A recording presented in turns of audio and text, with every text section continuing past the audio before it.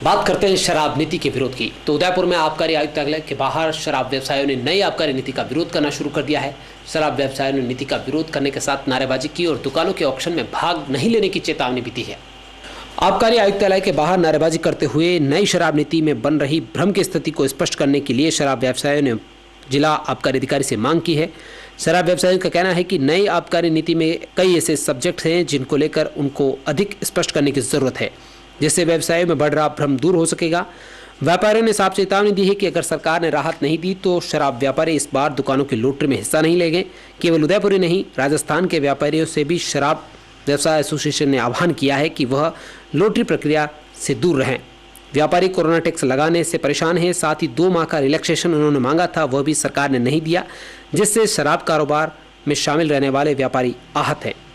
गत वर्ष हमारे साथ में इस प्रकार से धोखा किया और कोरोना की कोई हमें छूट नहीं दी गई, जबकि ये स्पष्ट तौर से लिखा गया था कि अगले वर्ष इस पॉलिसी में हम इसको आगे एक्सटेंड करेंगे, लेकिन नवीनीकरण करेंगे, लेकिन इसी वर्ष इन्होंने समाप्त कर दी। गवर्नमेंट को क्या मालूम है, शराब से ही सारे पैसे कमाने हैं, ऐसा लग रहा है, महसूस हो रहा है। और नीति और नीयत, मैंने पूर्व में भी बताया था, दोनों गलत है सरकार की।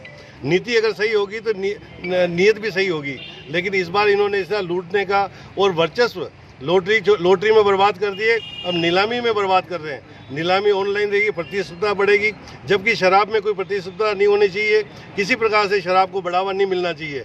एक तरफ गडेली आंसू रो रहे हैं कि हम शराबबंदी की ओर चल रहे हैं, और दूसरी तरफ शराब पे इतनी बढ़ोतरी कर दी है कि हिंदुस्तान में सबसे ज़्यादा शराब महंगी और यहाँ पे है। हमारी ये मांग है कि जो शराब की नीति बने उसको स्पष्ट तौर से इसमें उल्लेखित करें कि हमें मार्जिन कितना मिलेगा।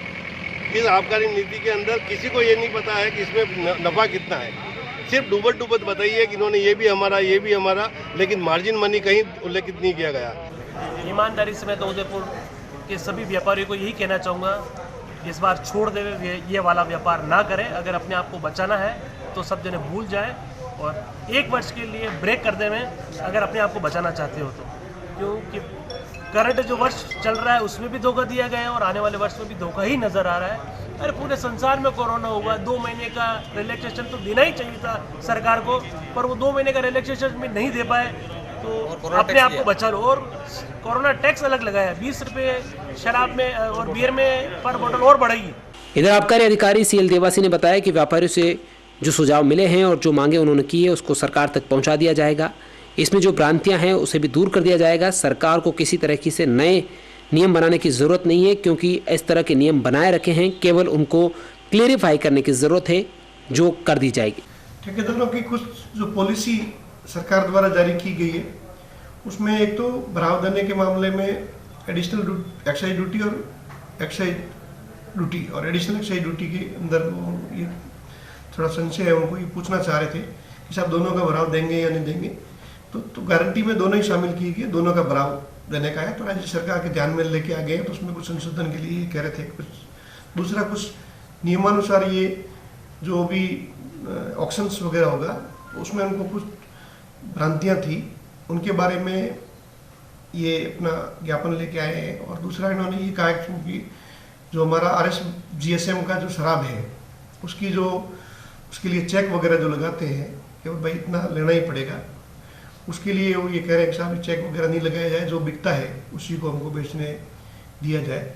राज्य सरकार के ध्यान में हमने लाया है ये बात, और हम कोशिश करेंगे कि इसी प्रकार से हम इनकी जो भ्रांतियां हैं वो सब दूर करेंगे और इनके व्यापार में हम बहुत सरलीकरण करेंगे। नीति में जो अभी इन्होंने जो सुझाव दिए हैं वो नीति में वास्तव में वो ऑलरेडी है हमारे, पर उनको एकदम क्लियर नहीं किया हुआ है, तो उसको हम क्लियर कर देंगे। सरकार के अंदर से सरकार को कोई नया डिसीजन लेने की आवश्यकता नहीं है, वो है ऑलरेडी, इसमें कोई वो तकलीफ नहीं है, वो है ऑलरेडी है हमारी तरफ से। हम एडिशनल एक्साइज ड्यूटी और एक्साइज ड्यूटी दोनों का ही बढ़ाव देंगे, हमेशा ही देते आए हैं। कोरोना काल में हमने सभी जितनी भी प्रकार की जो थी वो सब छूट दे दी थी, जो हमारी जो गारंटी है वगैरह है उसमें सब में हमने छूट दी थी। परंतु एक SVF पेनल्टी होती है, उसको लेकर के ये लोग हाई कोर्ट में चले गए थे। तो चूँकि कोर्ट में जो केस जो चल रहा था उसके बाद में सुप्रीम कोर्ट में गए, तो ये मामला जब कोर्ट के अंदर निर्णय नहीं हुआ था, तो इसके कारण से उसमें सरकार ने भी कोई अलग से डिसीजन लिया नहीं है। अब सुप्रीम कोर्ट ने भी जो भी निर्देश दिए हैं उनका निर्देश सरकार मान करके कोई न कोई निर्णय जरूर लेंगी।